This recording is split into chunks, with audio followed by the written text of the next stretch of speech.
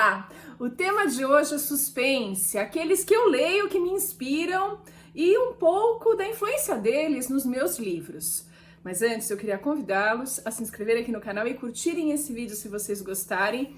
Curtir me ajuda muito, então se você puder deixar seu like, eu agradeço. Então vamos para esses suspenses instigantes.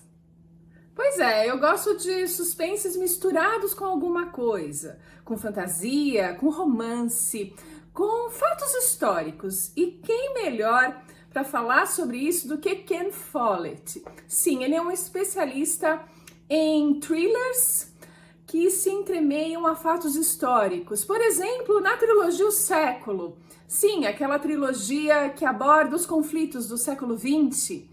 É totalmente banhado por história, e uma história muito bem contada. Tanto é que o Ken Follett criou uma regra de como fazer personagens fictícios se encontrarem, conversarem com pessoas reais que existiram. Pois é, lá na introdução da trilogia, ele explica como ele faz esse casamento entre a ficção e a realidade.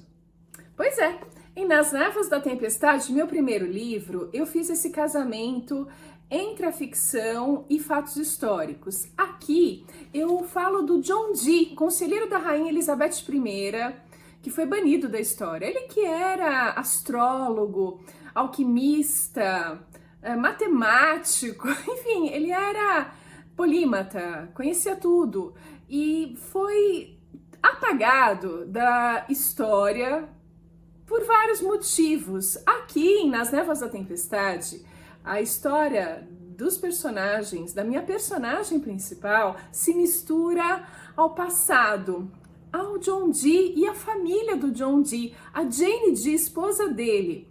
Pois é, eu costurei a fantasia, o thriller, essa história fictícia com fatos reais. A Tess Gerritsen, em O Jardim de Ossos, também combina fatos históricos e aqui são aliados à medicina.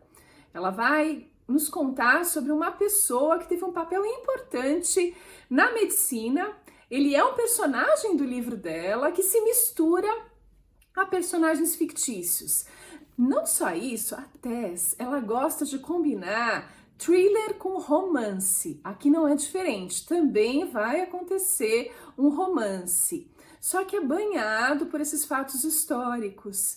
Eu particularmente amei esse livro, eu acho que ele tem a combinação perfeita dos três elementos, te faz voltar ao passado e viver uma aventura que vai crescendo em tensão. O thriller dela é bem forte, tem momentos que você fica apavorado com o que vai acontecer, é emocionante.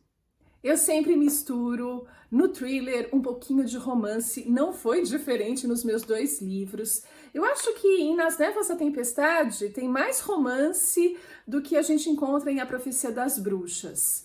Mas sim, esse componente existe. E no meu terceiro livro, que em breve eu conto mais detalhes para vocês, a dose de romance cresceu bastante. E eu tô bem empolgada com isso.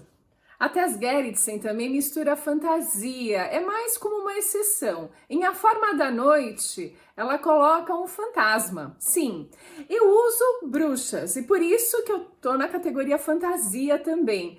Não que eu ache que é tão fantástico assim, porque nesse caso as bruxas são mais modernas, é a bruxaria natural, que você encontra em qualquer lugar.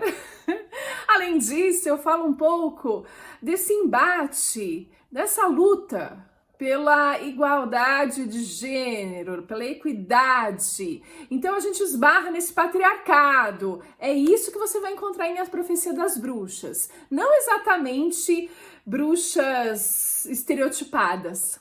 Mas se você quer bruxas estereotipadas, é aqui que você vai encontrar.